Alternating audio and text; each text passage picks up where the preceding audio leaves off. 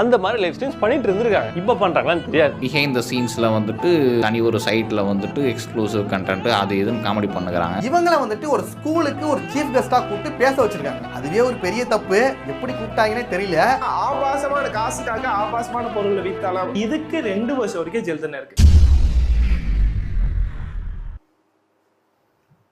இங்க என்னையா நடக்குது? இங்க என்ன நடக்குது? நீ தான் நடக்குற. மொத்த யூடியூப் கம்யூனிட்டியும் போட்டு ஒரு அப்பாவி பெண்ணை அடிச்சுக்கிட்டு இருக்கீங்க. இதுக்கு அக்கிரகாரமே சேர்ந்து அடிக்கிறதுக்கு வர்றானுங்க திருநா. பெண்களுக்கு ஒரு பிரச்சனைனா நான் வருவேன், என்ன கேட்க ஆள் இல்லைன்னு நினைச்சிட்டு இருக்கீங்களா? நான் இருக்கேன், நான் இருக்கிறேன். அப்படி என்னையா தப்பு பண்றாங்க என் கட்சிக்காரங்க? ஏதோ வயிற்று பசியில் இருக்க சில ஆண்கள் கிட்ட உங்களுக்கு ரொம்ப பசினா என்ன வேணா சாப்பிட்டுக்கிறீங்களான்னு அவர் அக்கறையா கேட்டிருக்காங்க.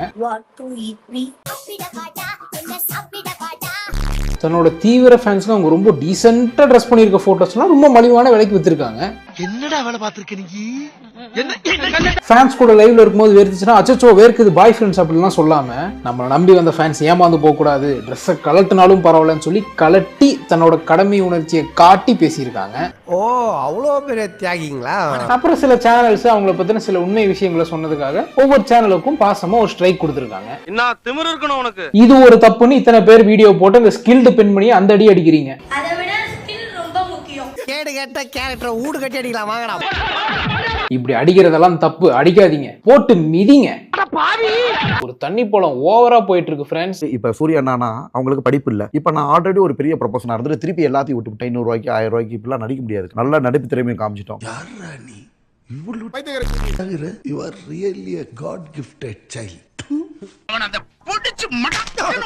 அந்த தண்ணி பழத்தை வச்சு ஒரு ஃபுல் வீடியோ போட்டு புளிஞ்சு விட்டுறணும்னு மார்ச் மாசத்துலயே கண்டென்ட்லாம் எடுத்து வச்சேன். ஆனா எனக்கு அப்ப கரெக்டா கிரிட்டிசைஸ் பண்ணணும், ஒரு அளவுக்கு தான் ட்ரோல் பண்ணணும், கோவப்பட்டு எதுவும் வார்த்தைகள் விட்டுறக்கூடாதுன்னு அவ்வளவு பொறுமையெல்லாம் இல்ல. இப்பயும் இல்ல, ஆனா முடிஞ்ச வரை கண்ட்ரோல் பண்ணிட்டு பேசுவோன்னு தான் பேச போறேன். முதல்ல இந்த தண்ணி பழத்தை நசுகிறத விட ஷோல கூப்பிட்டு நிக்க வச்ச டிவி சேனல்ஸ் தான் மிதிக்கணும். எத்தனை சேனல்ல கூப்பிட்டு வச்சிருக்காங்க. கூப்பிட்டதுக்கு காரணம் திறமையை பார்த்தா இல்ல, ஏதாச்சும் காமெடி பண்ணுவாரா இல்ல, பின்ன என்ன கூந்தலுக்கு கூப்பிட்டு இருக்காங்கன்னு பார்த்தா ஜஸ்ட் இன்ஸ்டால ட்ரெண்டிங் தான் இந்த ஆளு, இந்த மூஞ்சி தான் இன்ஸ்டால அதிகமா வருதுங்கிற ஒரே காரணம் மட்டும்தான். அதுவும் எதனால ட்ரெண்டு, இந்த ஷோல வந்து நிக்கிற அளவுக்கு அந்த ஆள் ஒர்த்தான்னு எதுவுமே பார்க்கல. ஏதாவது இருக்கா? உனக்கு அறிவு இருக்கா? அவங்க தான் அப்படி பண்ணுனா இந்த யூடியூப் சேனல்ஸ் அந்த பழத்தை வளர்த்ததே. அப்படி இந்த பழம் என்ன பெருசா கொட்டை போட்டாருன்னு அத்தனை யூடியூப் சேனல்ஸ் கூப்பிட்டு இன்டர்வியூ எடுத்தீங்கன்னு எனக்கு புரியல. ரித்தன்யா சாவுக்கு வரதட்சணை கொடுமைக்கு ஆட்கொள்ளப்பட்டு அவங்க வந்து தற்கொலை பண்ணிக்கிட்டாங்க. இதுக்கு கருப்பு கொடி கொண்டு வன்மையாக கண்டிக்கின்றேன். கருப்பு கொடி கொண்டா? அத்தனை நாள் கழிச்சு இப்ப வந்து எடுத்து போட்டு அட்டென்ஷன் தேடிட்டு இருக்குது. இதுக்கு 4 பேர்ட்ட மூத்திரத்தை வாங்கி மடக்கு குடிக்க வேண்டியதானே? ஏன்டா இந்த வேலை பாக்குறீங்க? இதெல்லாம் என்ன சொல்றதுன்னே தெரியல. அட்டென்ஷன் வேணும்னா பட்டற போனா இவங்க பெரிய டாப் நடிகர் ஆயிருவாங்க. நடிப்புன்றது ஒரு கலை, அது ரத்தத்திலேயே ஊறி இருக்கணும். உங்க ரத்தத்துல அது இல்ல பழம், வேற ஏதோ தப்பா ஓடுது. அப்படி உங்க ரத்தத்துல நடிப்பு இருக்குன்னா ரொம்ப கஷ்டம் இந்த மாதிரி ஒரு கேவலமான பிளட் குரூப் கண்டுபிடிக்கிறதெல்லாம். இந்த ரத்தத்துல பிறந்த தர்பூசணி எனக்கு வேண்டாம். கூத்துப்பட்டறையில போய் தான் நடிப்பை கத்துக்கணும்ன்ற அவசியமே கிடையாது. இப்ப நானா இருக்கிறேன்னா கூத்துப்பட்டறையும் தாண்டின நடிப்பு. பாப்கார்ன் சாப்பிட்டு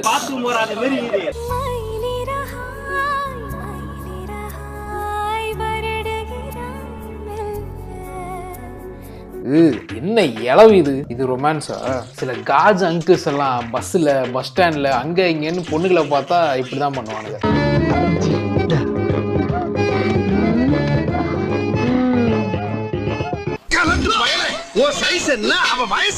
அதே மாதிரி ஆக்ட் பண்ணிருக்கீங்க போல. குட், ரொம்ப தேங்க்ஸ் மாப்ள.